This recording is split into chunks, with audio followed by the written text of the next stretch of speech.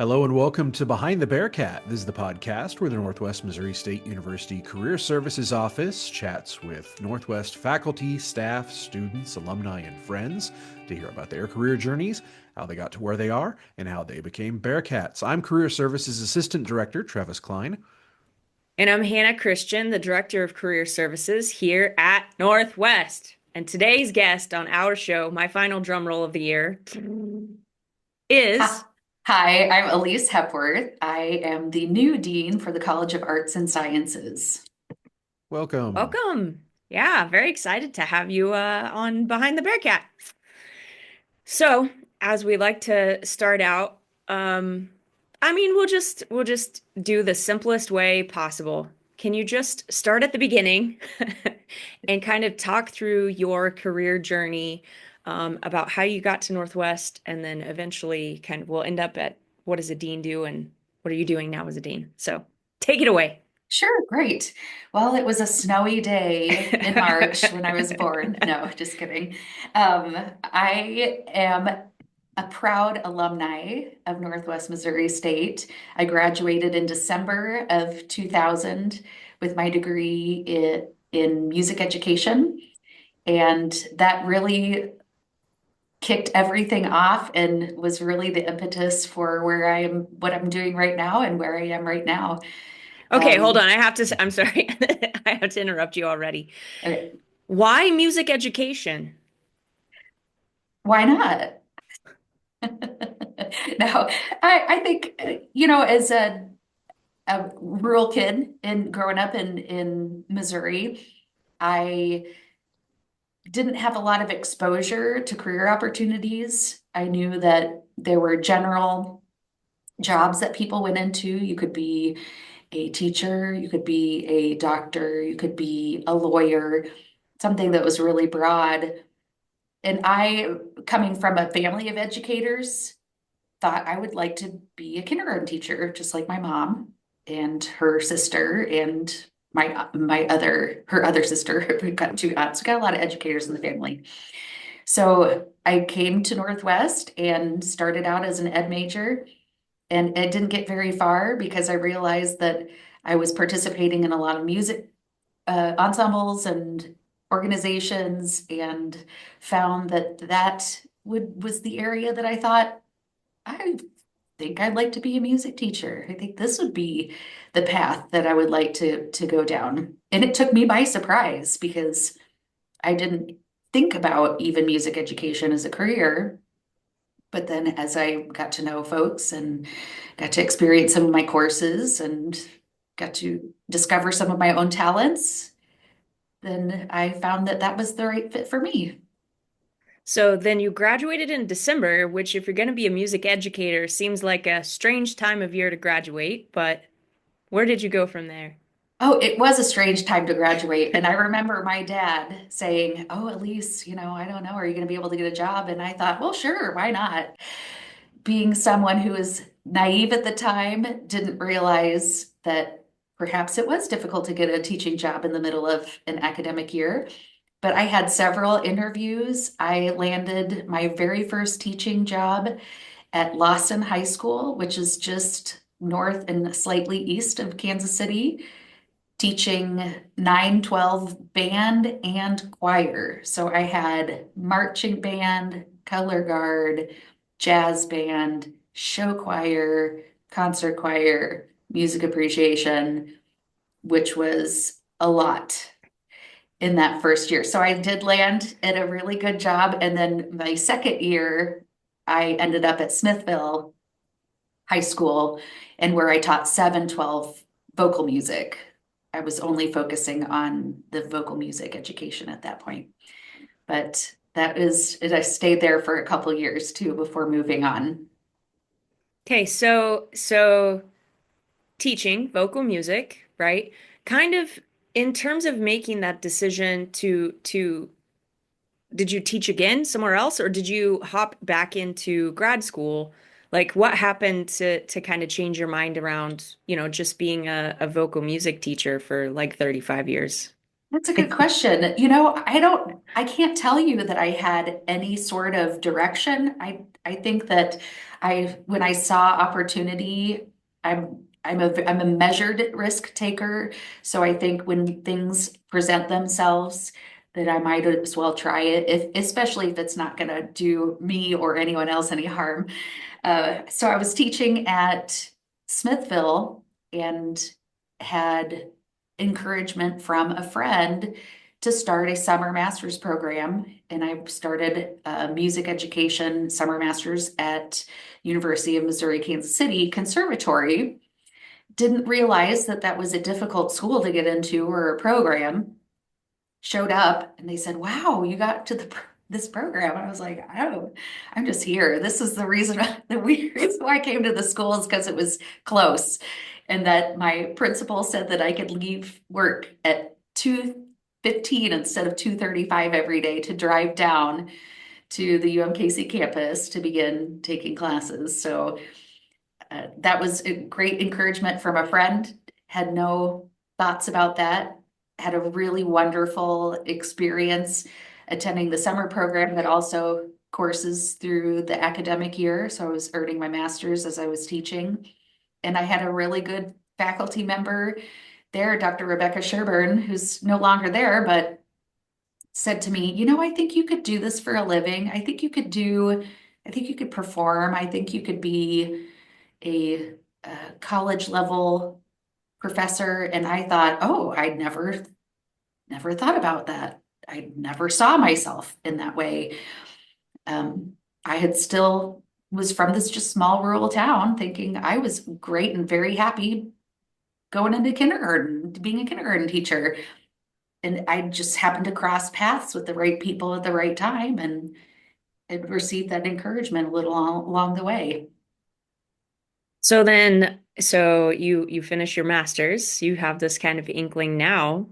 You were like PhD, Doctor of Music. What did you get? I have a Doctor of Arts in vocal performance and vocal pedagogy, which is the science and the study of teaching. So that was really around what my terminal degrees surrounded the studies by. I happened to go to a conference and run into a former department chair at Northwest and who was the new department chair at the University of Mississippi. And he says, "I've got a graduate teaching assistantship opening up. Would love for you to come down and audition." And that's how I ended up going to Ole Miss. I had thought about seeking more education. I really enjoy school. I enjoy being curious and learning more and enjoy collaborating and the aspect of being part of a team that a classroom can bring. Um, so I thought about perhaps going to University of Colorado in Boulder. I had looked at some other schools, but I hadn't planned on starting my degree journey until the fall of 2004. But this is the spring of 2003. They say, "We got an assistantship. Come on down. We will pay you to come to school." I flew down, and the minute I got there, I knew that's where I was supposed to be. It's the people, the experience. I remember calling my parents and saying, "I think I'm going to move to Mississippi." And most like everything, my dad's like, "Well, okay, good luck. Do you think you could do that?" I'm like, "Yeah, I think so." So yeah, spent 3.5 years in Oxford, Mississippi, and just had a wonderful experience. Did some interdisciplinary work with the otolaryngologist out of Memphis, Tennessee, and just yeah, it was just a blast. It was a wild ride. Still can't believe that's all happened, and almost 20 years ago too, which is even crazier. I think some of the coolest things are, for anybody who might be listening, as an adult learner who went back to school as an adult, like the coolest thing about learning is that there are still opportunities. They might be small, they might be hard to find. There are opportunities to be paid to learn. Like that still exists, folks. It So does. do not lose hope if that's what you're excited about. Those opportunities are out there. Yeah, and as someone who paid for my own way through school, that was a big consideration too, because my parents helped me a lot through undergrad, but I paid for my master's degree out of pocket, and which was very expensive, and then managed to be very judicious about how many loans I was able to take out to support myself. And this was 20 years ago, and I still ended up with quite a bit of student loans at that time. So, but they're out there. And don't take out take out as few student loans as you possibly can. It's Yep. tempting to take out extra. Don't do it. Don't do Don't do it. it. Yeah. Okay, so all right, so you graduate with your Doctor of Arts, and then I already get the theme. You're sort of like out in the world watching the opportunities, and you just kind of grab one and off you go with it. What happened next? I did. So I while I was at Ole Miss, University of Mississippi, I was kind of thinking about what do I want to do when I graduate with this degree. I think, do I want to go into the profession? Do I want to, what's the next route to your point? And came across a let's see, I could call it a scholarship, but it was more of a it was through Rotary International. Rotary International is a profession-based service organization that focuses on 6 areas of service, particularly when it relates to improving humanity and building peace. And they had this global scholars uh, opportunity to send, because one of the biggest pieces about Rotary is they believe that understanding cultures and understanding one another will lead to greater understanding in the world. And it's a grassroots effort, which I love. Rotary. I'm still a Rotarian. And this opportunity came up where I applied for it and won a global scholarship that was, $26,000 to go study abroad in a country that, if as long as you matched in terms of reciprocity, then you could go. And I applied to go study in New Zealand and was selected to study at the New Zealand School of Music in Wellington. Matched there and spent a year, 2007, the whole year, January all the way till almost December, in New Zealand singing and singing professionally and singing with the New Zealand Lyric Opera and studying and rubbing my eyes because I couldn't believe that the little farm kid from Hamilton, Missouri was in New Zealand, studying with famous musicians, and just never visualized myself in that type of place or in that type of way. So yeah, went to New Zealand. So totally random. And then got on a plane to come back to the States, and I met my husband on the flight coming back. And we've been married now for 15 years this July.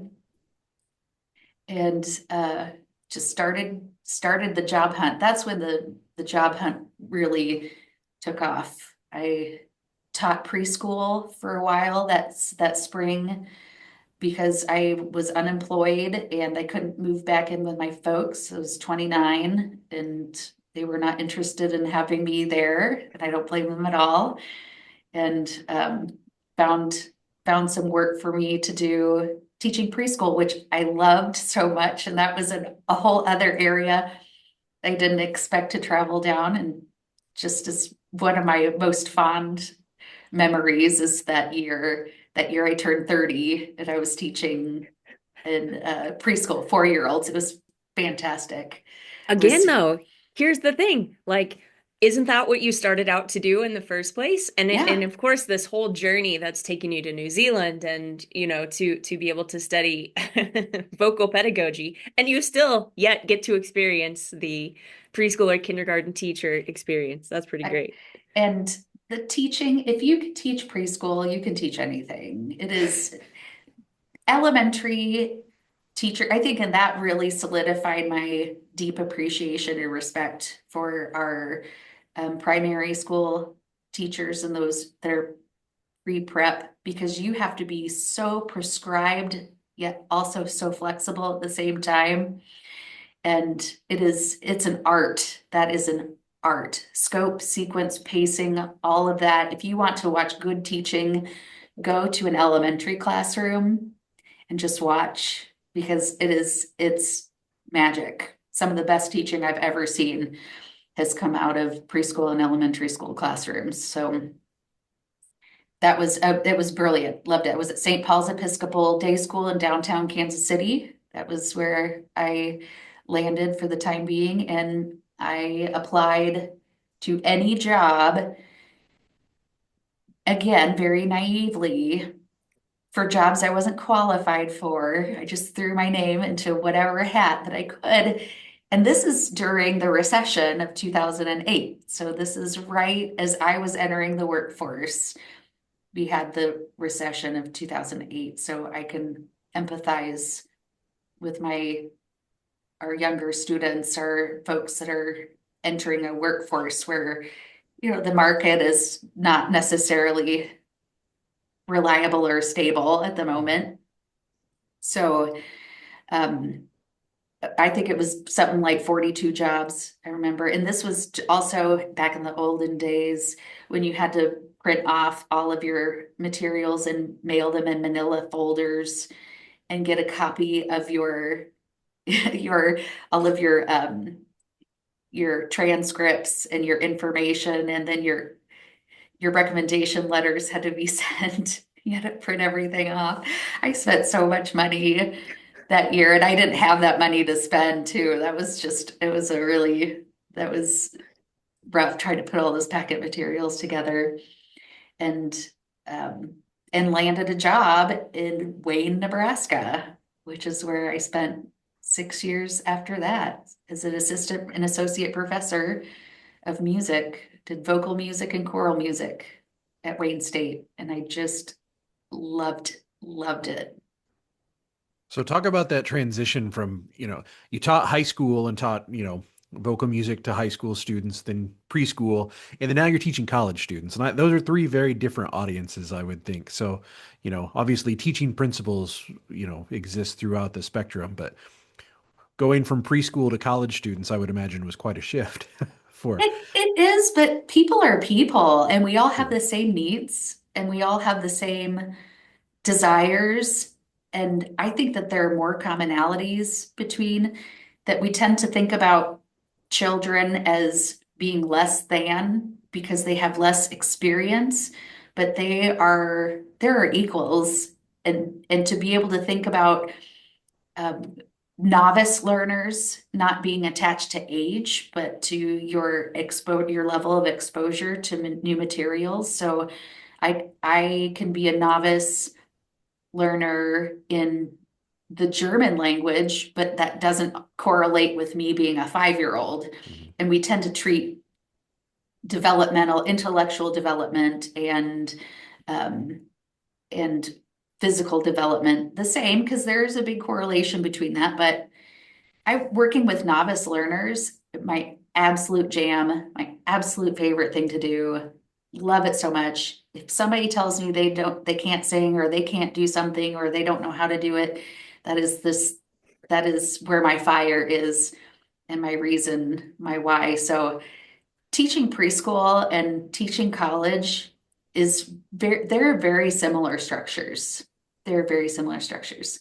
Communication, respect, appreciation, nurturing, all of those things are present in both levels. You just use a different vocabulary. Hmm.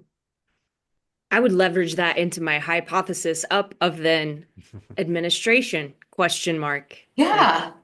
Yeah, it's so true. I mean, it's all people. You're you have to think about communicating. It's not just your knowledge base, it's not just the content, but it's how you deliver information, how you receive information, how you manage conflict or come to resolutions. It's how you sit at a table with everyone to gather disparate opinions and life experiences and feelings and be able to come to some sort of a conclusion that people feel ownership in. It is all of these things are so interconnected. And the fact that human beings love to compartmentalize and make them separate, I think is we're just doing ourselves a disservice. It's all the same. It really is. I think about administration as just like conducting a choir. It's just like conducting a choir. It's providing guidance, but it's also providing agency.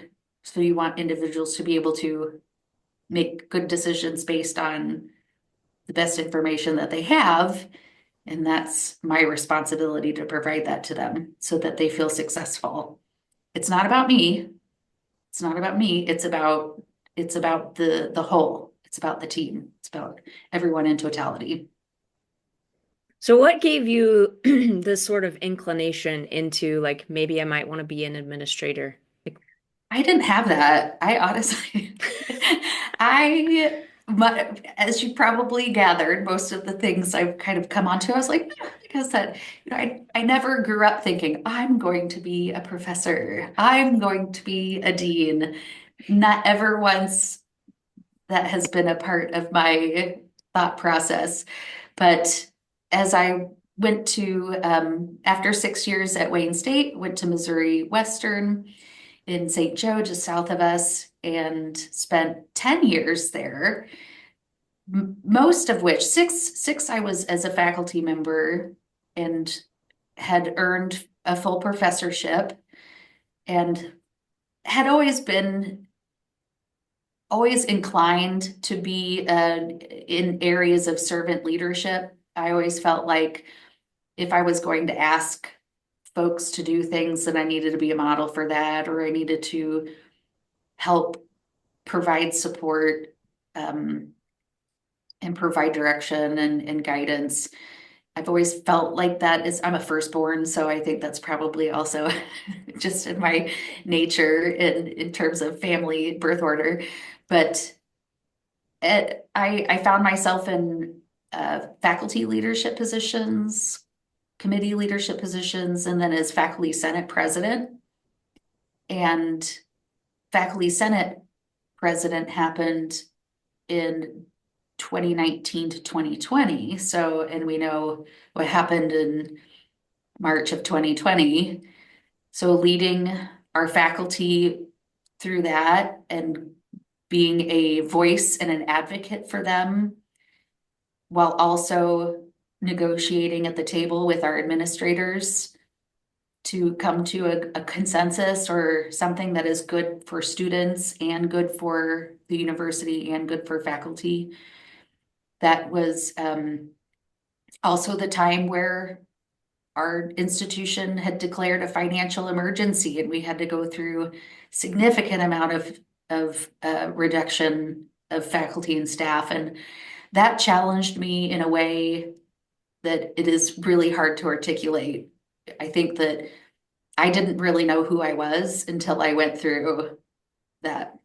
I didn't really know I didn't know who I was. I guess I just will leave it at that. You really discover in trying times, like what kind of person you are. Are you somebody that runs toward crisis and wants to help, or do you run away? And I'm definitely a run toward type of person, and to my own detriment often. But after that, there was a vacancy in this administrative position at Missouri Western, and they had a call for faculty to apply. And so I think I was one of 15 or 20 applicants for that position and was offered that position, I think in part because of my ability to keep a calm demeanor, to communicate, to be a conduit for advocacy, just as a lifelong learner. I think later on when I found out the other people who had applied, I was amazed because I had held those individuals in such high esteem. I couldn't believe that I was selected because just their type of leadership was admirable and something that I wish to emulate. So being in that kind of administrative position then broadened my scope and it helped me see, wow, I can make such a bigger impact, a more lasting impact on a broader audience if I kind of serve in this capacity. And again, it was very much like directing music. You're planning and you're communicating and you're providing equitable experiences and opportunities, and you're setting people up for an environment that is healthy and has a good sense of morale. And I thought, wow, this is what I was meant to do. I was meant to be, and I don't even want to call myself a leader. I feel like I'm the person that does the work so that the people can do the work to support the students. And I love it. I love it. It's the hardest thing I've ever done in my life, but I love it. I do think, for someone who doesn't really understand what someone in an administrative position does, a conductor of an orchestra is really a Yeah, great sort of metaphor for that. yeah. Because honestly, if you go, I was looking at the symphony brochure the other day, but if you go to the symphony, the conductor is the least important person on the Mhm, stage, right? I mean, but also the most, right? mhm. The symphony looks to them for direction, but when you're looking at that as a whole, I mean, they're often not really that noticeable to the No, person who's looking at the symphony. if it's done correctly, they're not drawing attention to themselves. However, they are accountable for that symphony. So if the symphony does a poor job, they're responsible and they take responsibility for that. So I mean, that's exactly like administration when things don't go well, and they inevitably don't go well because we're working with human beings in an environment that's just constantly changing, and you're constantly navigating and solving problems and trying to mediate and advocate that. But if things do go wrong, then that's I'm accountable, and I believe in taking responsibility for that. It's never passing it on to someone else or saying, well, that person, I don't know why they did that or whatever. It's like, no, this is on me. I think It's accountability, sometimes people seem afraid of accountability, Hmm. right? yeah, But yeah, when you actually take accountability is when you, I feel like, when you can actually make some yep. impact, right? The accountability is tied to that ability to have an impact. You can't have impact without accountability, I guess. And its accountability doesn't mean that you're a bad person. It doesn't mean that if you're afraid of accountability, it doesn't feel good sometimes when things go wrong and you have to say, wow, yeah, I really stepped in that one. That did not go the way that I'd hoped. It didn't go the way that I planned. But to admit that and to apologize and to move forward also helps build your trust among the people who you are asking to Also be allow them to accountable. guide you. Yeah, yeah, yeah. So I will always be the first to admit if I've made a mistake and be the first to correct. And um, I I'm think definitely not a perfect person by any stretch of the means. Oh my gosh. Well, and we want to It's, stay accountable unbelievable. too. We know yeah, you have a I 10:30 love meeting to go that. to, so we want to make sure you're not late Great for that. segue. Great We're segue. we're very excited to have you at Okay. Northwest and as one of our new deans. So yes, very excited to Well, see what the future holds for all of us. yeah, So I am just so thrilled. And thank you for inviting me today. I really want to get to know people better and more across the institution. And I'm so incredibly proud to be a student, to be an alum of the school, and to now have some of it in my own care. It's such a precious responsibility. And I'm deeply appreciative too. And I'm also big fans of yours. So. Thank you. excellent. Well, thank you so much, and that'll do it for this season of Behind the Bearcat. And we'll talk to you next time. Hey guys, we hope you enjoyed that episode. If you did, be sure to give us a thumbs up below. That helps out. Also, if you've not done so yet, be sure to subscribe and hit the notification bell so you never miss a new episode. Also, we'd love to connect with you on social media. You can find Behind the Bearcat on Twitter, Instagram, and LinkedIn. Plus, the audio podcast comes out on Fridays on all the major podcast platforms. Thanks again for watching Behind the Bearcat, and as always, we'll talk to you next time.